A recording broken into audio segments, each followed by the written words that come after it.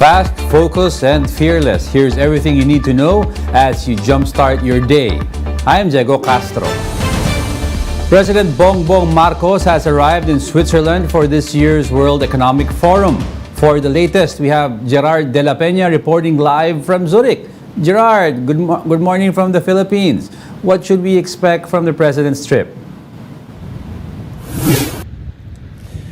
Well, Diego, the President said that this forum is an opportunity for government officials to sell the country as an investment destination. He also wants to use the platform as a, quote, soft launch for the Maharlika Investment Fund.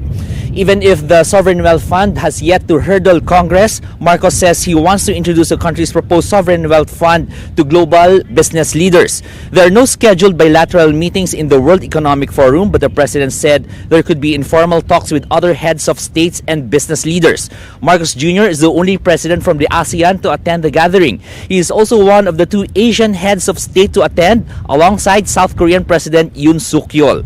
The Philippine delegation includes First Lady Lisa Araneta Marcos and Congressman Sandro Marcos, as well as former President Gloria Macapagal Arroyo, 8 cabinet secretaries, and other officials.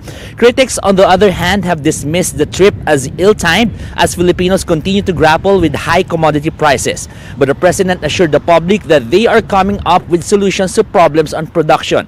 And also, they are for the digitalization of the Customs Bureau to combat smuggling.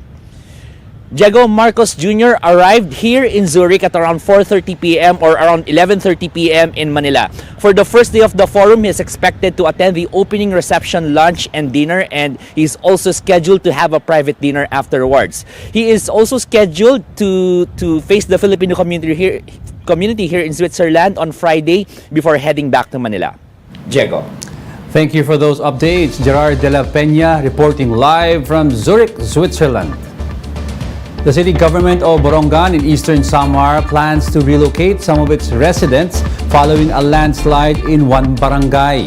Mayor Diane Agdas says the LGU is focused on making a shelter plan for the affected residents instead of immediately providing river control, which will cost them more at over 200 million pesos.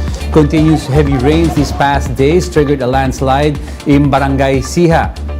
Meanwhile, Provincial Governor Ben... Iniisip na lang namin na ibili namin ng lupa kasi mura pa yung lupa at patayuan ng pabahay para i-relocate yung mga residente doon. Pero doon lang sa higher grounds. So in other words, there will be no economic displacement on their part. Meanwhile, Provincial Governor Ben Evadones said there's a problem in eastern Samar supply of goods, particularly rice. This around 600 hectares of farmland in the province were inundated by floods ahead of harvest season. Evardone has called on the national government to provide additional assistance. Yung mga tupad ng dole, yun ang ipang pasweldo dun sa magtatanim. Yung financial assistance ng DSWD, yung AX, ganon, yun, dapat bigyan yun yung mga farmers na nasira ang kanilang mga palayan para magkaroon sila ng pera, yun ang pambayad nila sa magtatanim kung mayroong certified. The reported death toll in over 10 regions from recent rains has already climbed to 28 as of this morning, while 11 people were injured and 3 others remain missing. The recent rains and floods were triggered by low-pressure areas, the shear line, and the Amihan. We will be back with more stories after the break. Keep it here on One News.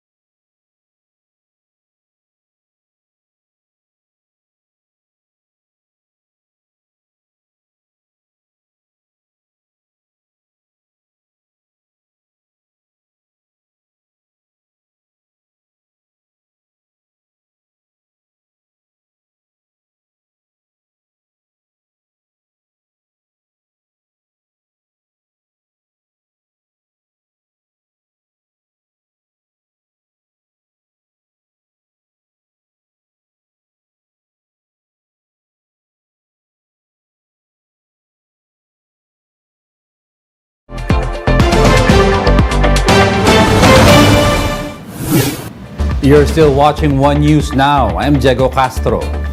In sports, the Barangay Ginebra Gin Kings claimed the 2022 PBA Commissioners Cup title. Barangay Ginebra pulled out all the stops to crush the Bay Area Dragons in Game 7, 114-99. The Gin Kings triumphed in front of a record crowd of almost 54,600 spectators, the biggest in PBA history. Justin Brownlee came up with 34 points, 8 rebounds, and 12 assists for the Gin Kings' victory. Jamie Malonzo also proved his worth with a huge double-double, 22 points and 17 boards. Ginebra is now the second winningest team in the league as they clinch their 15th PBA title overall. Now, only the San Miguel Beermen remain in their sights with a near untouchable 28 league titles. Filipinos were taken by complete surprise when the country's Bet Celeste Cortesi failed to make it to the top 16 of the prestigious pageant. Celeste's early exit marks the end of the Philippines' 12-year streak of making it to the semifinal round. Miss Universe 2018 Catriona Gray, a backstage host of this year's pageant, expressed her disappointment over the results. But she sent some words of encouragement to the Philippines and other candidates who failed to win the crown this year, saying that they, quote, always have next year. Celebrities like Vice Ganda were also quick to react with the news of Celeste's early exit in this year's pageant. She tweeted, "Ha?" as soon as the announcement came, which she quickly followed with a joke, "Bawi tayo sa replay." Meanwhile, Miss Universe 2021 candidate and content creator Ayn Bernos says she's hoping that Celeste is okay, noting the immense pressure of wearing the Philippine sash. But it's not all bad news for the Philippines, as Miss USA R. Bonnie Gabriel, who's a Filipina-American, won the 71st Miss Universe crown. She bested over 80 beauty queens from all over the world. Here are other headlines we are keeping our eyes on. Senator Grace Poe urges Civil Aviation Authority Director Manuel Tamayo to inhibit from the probe into the New Year airspace shutdown. The lawmaker says CAAP cannot investigate itself over the outage of its own air traffic management system. The Agriculture Department believes that onion prices could go down in the coming days. DA Assistant Secretary Christine Evangelista said there were more harvests this month compared to December, and that we have not reached the peak of harvest season. And on Sunday, Cebuanos went all out in their celebration of the Grand Sinulog Festival this year after 2 years of toned-down festivities due to the pandemic. Despite setbacks on the choice of venue, officials deemed this year's Sinulog a success. And that's it for this hour. Join us again at 7:45 a.m. as we continue to monitor the day's biggest stories. You can also catch One News on Signal Play. Register an account now at signalplay.com.ph so you can stream One News live, anytime, anywhere. I'm Diego Castro. We are One News. All sides, all the time.